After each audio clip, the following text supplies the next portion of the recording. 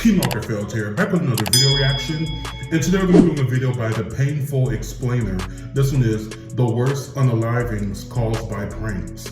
Now, that's why I don't like pranks, because, well, I don't like when people take pranks too far, because you never know what could happen. I mean, just because your intentions are to joke, that doesn't mean that's how it's going to go. I mean, anything can go wrong. Like, people want to set people on fire, or throw them in the pool and things like that. People have broken their necks and, you know, lost their lives behind stuff like this, as evidenced by this video. So we'll see what these pranks gone wrong are. Let's go ahead. The atomic wedgie. On December 21st, 2013, a drunken argument in Pottawatomie County, Oklahoma, turned into one of the most bizarre deaths ever recorded. Denver St. Clair, a 58-year-old man, had been drinking with his stepson, 33-year-old Brad Lee Davis. The two had a complicated relationship marked by years of tension and resentment. That night, their conflict escalated. Davis grabbed his stepfather's underwear from behind. What started as a humiliating prank quickly became something far worse. He pulled the elastic waistband upward with violent force, stretching it over St. Clair's head and down around his neck. This was what teenagers call an atomic wedgie, a schoolyard joke taken to its extreme. How did you get the underwear that far off? Pulling. The elastic band tightened around St. Clair's throat. What had been an act of anger and humiliation transformed into strangulation. St. Clair couldn't breathe. He clawed at the fabric, digging into his neck, but the elastic was too tight, too deeply embedded in his skin. His airway closed. The medical examiner later confirmed that death took several minutes. St. Clair remained conscious as oxygen stopped. So his stepson couldn't tell that he was dying? Then purple. Petechial hemorrhaging appeared in his eyes, tiny blood vessels bursting from the pressure. He fought for air that wouldn't come. Davis stood watching as his stepfather suffocated. By the time he realized what he had done, it was too late. The underwear had become a ligature, cutting off blood flow to the brain. You should have known minutes ago. He's turning purple. Collapsed to the floor. When police arrived, they found the body still wearing the underwear wrapped around the neck. The elastic waistband had left deep marks in the skin that matched the pattern perfectly. What the hell? The autopsy listed cause of death as asphyxiation by ligature strangulation. The weapon was a pair of underwear. Davis was arrested and later convicted of first-degree manslaughter. The Bigfoot hoax. He just sat there. On August 26, 2012, Randy Tenley stood in the middle of U.S. Highway 93 near Kalispell, Montana. It was after dark. The 44-year-old wore a full military-style ghillie suit, a camouflage outfit covered in shaggy strips of fabric designed to make a person invisible in natural surroundings. His plan was simple. He wanted to create a Bigfoot sighting, to scare passing drivers and hopefully make the local news. His friends waited on the shoulder of the road, watching as Tenley positioned himself in the traffic lane. So cars approached in the The ghillie suit worked exactly as designed. Against the black pavement and night sky, Tenley was nearly impossible to see. He looked like a shadow, a vague shape that didn't register as human until it was too late. The first car came fast. The driver never saw him. There were no brake lights, no swerving, no attempt to stop. The vehicle struck Tenley at highway speed, throwing his body several feet down the road. The impact broke bones and caused severe trauma. Who could have predicted that? Immediately fatal. He lay on the pavement, injured and unable to move. Seconds later, a second car approached. The driver had no warning, no time to react. The headlights illuminated Tenley's body only at the last moment. The car ran over him. This impact finished what the first had started. The crushing force caused massive internal injuries. His chest cavity collapsed. Organs ruptured. Death came quickly after the second strike. His friends ran from the roadside screaming for help. When police arrived, they explained the Bigfoot hoax. Investigators found no skid marks run him over. Both drivers never saw what they hit until impact. The ghillie suit had worked too well. Tenley died invisible on a dark Montana highway, killed by his own successful disguise. The deadly Why would you camouflage yourself on January 19th, and go in the road? 6 teenagers drove through a quiet neighborhood in Corona, California. They had just pulled off a classic prank, ringing the doorbell at Anurag Chandra's home and running back to their car. It was Ding Dong Ditch, harmless fun that teenagers had been doing for generations. Among them were Daniel Hawkins, Jacob Ivoscu, and Drake Ruiz. But Chandra didn't see it as harmless. He was enraged. Within seconds, he got into his car and began chasing them. What started as a prank became a high-speed pursuit through residential streets. Chandra accelerated to 99 miles per hour, weaving between parked cars and through intersections. The teenagers tried to escape, their driver pushing the car faster, but Chandra stayed close behind. The chase lasted several minutes. Chandra pulled alongside the teens' vehicle. He didn't just follow them. He deliberately rammed their car with his own. The impact forced them off the road. At that speed, the driver had no chance to regain control. The car veered sharply, left the pavement, and slammed into a tree. The collision was brutal. The tree punched through the passenger compartment, metal crumpled inward. The three sitting in the back died instantly from the impact. Their bodies were thrown against seatbelts with enough force to cause fatal internal injuries. The tree had essentially cut through the vehicle's structure, crushing everything in its path. Why were you chasing them? It's just survived with serious injuries. Chandra stopped at the scene and was arrested immediately. He was later charged with 3 counts of murder. A doorbell prank had ended in triple homicide. 3 families lost their sons because a grown man couldn't control his rage over a momentary annoyance. Chandra was convicted and sentenced to life in prison without the possibility of parole. He should be. The Royal Radio prank. It was not that serious. In early December 2012, Jacinta Saldana was working her shift as a nurse at King Edward VII Hospital in London. The hospital was treating Kate Middleton, who was pregnant with her first child. That morning, the phone rang at the nurse's station. Saldana answered.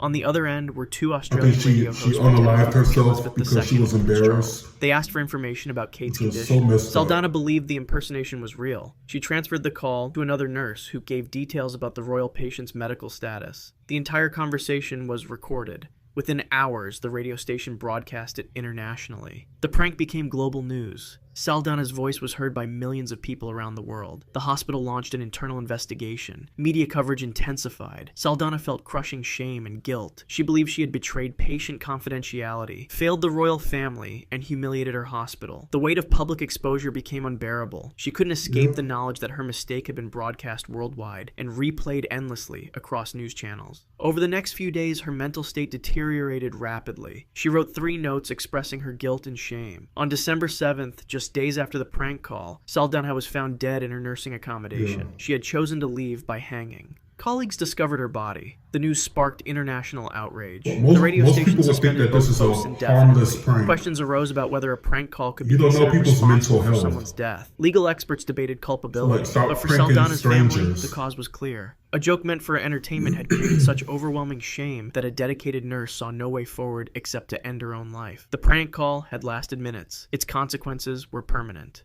The dry ice pool.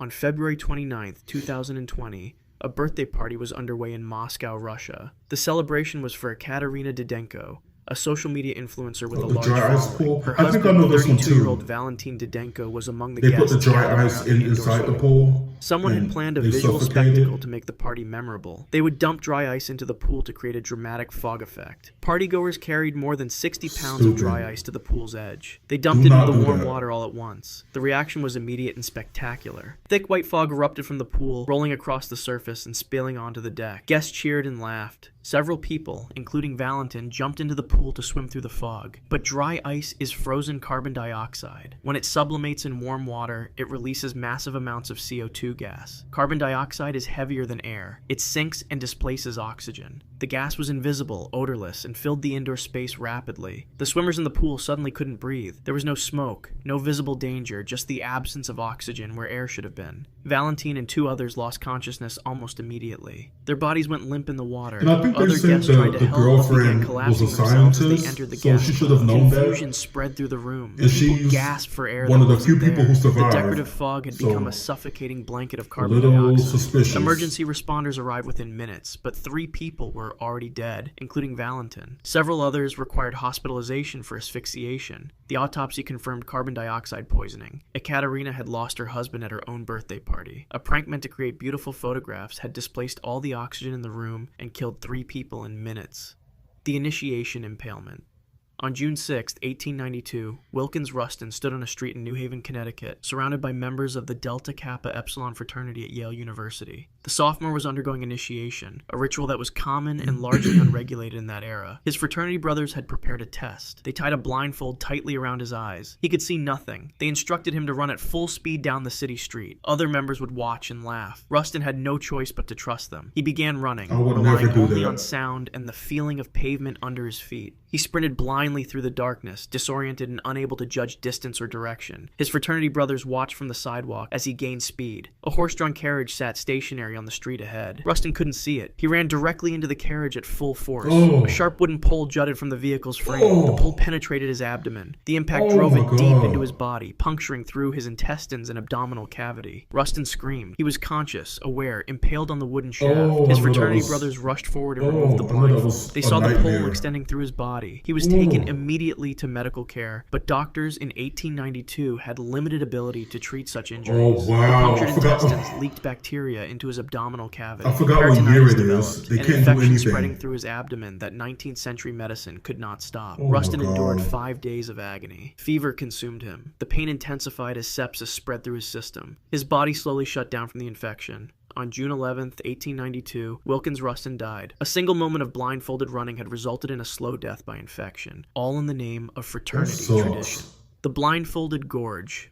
On October 14, 1873, Mortimer Leggett stood with other pledges near a railroad trestle in Ithaca, New York. Okay, let's stop being dumb in the 1800s. Let's stop. The fraternity had chosen a location known for its danger, a narrow railroad bridge that crossed. This is not the era for pranks. It was night. Members of the fraternity prepared their initiation ritual. They tied blindfolds around the eyes of each pledge, including Leggett, complete darkness. The pledges were led onto the trestle and instructed to walk across. They could feel only the wooden railroad ties beneath their feet and empty space on either side. The bridge was narrow. One wrong step meant to fall into the gorge below. Balance became difficult without vision. Fraternity members stood watching as the blindfolded pledges moved forward slowly, disoriented and terrified. Leggett stepped carefully, trying to find solid ground with each footfall. His sense of direction failed. Having friends is not this serious. His foot missed the tie and met only air. His body tipped sideways. He fell over the edge of the trestle. The blindfold remained tied around his eyes as he dropped. He fell through darkness he couldn't see, not knowing what was below or how far he would fall. The descent lasted several seconds. He hit the rocks and water at the bottom of the gorge with massive force. The impact fractured his skull. His bones shattered. Internal organs ruptured from the collision. Death was instant. When they recovered his body from the gorge, the blindfold was still tied securely around his eyes. Mortimer Leggett had died without ever seeing what killed him. Cornell faced scrutiny over the incident, but hazing practices continued despite his death. A trust exercise designed to test courage had become an execution, and a young man fell to his death while his fraternity brothers watched from above. The Vaseline stop sign.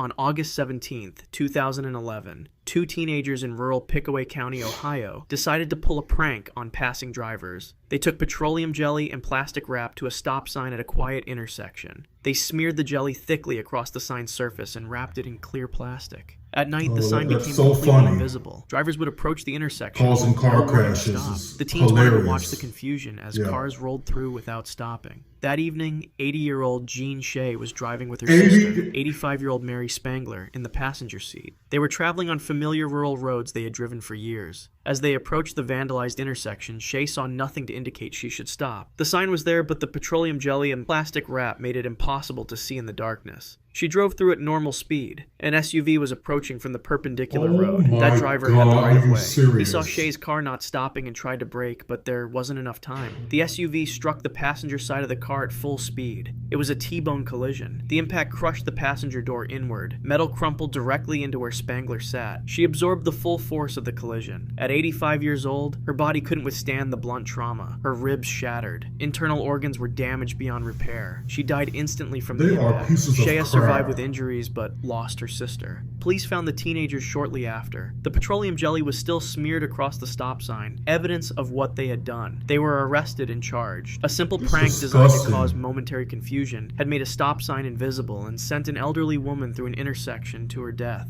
If you want to see more videos like this... Wow.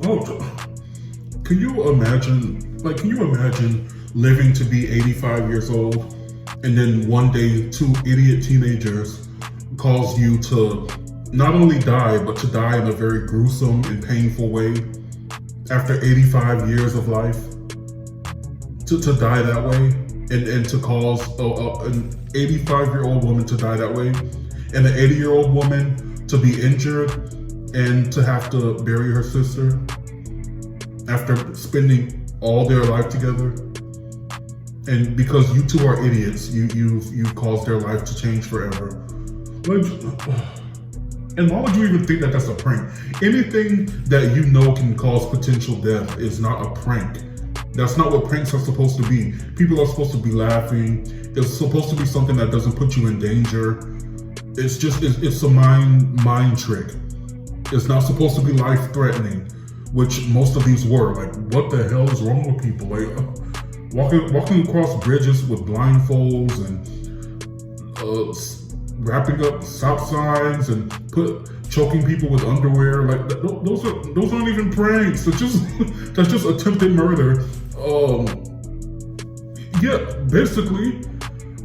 These were just tragic, especially that last one. But yeah, anyway, guys, another great video by the Painful Explainer. Let me know what you guys thought about down in the comments below. Make sure you like and subscribe. Until next time, be blessed, be your best, and keep down the stress. Bye, guys.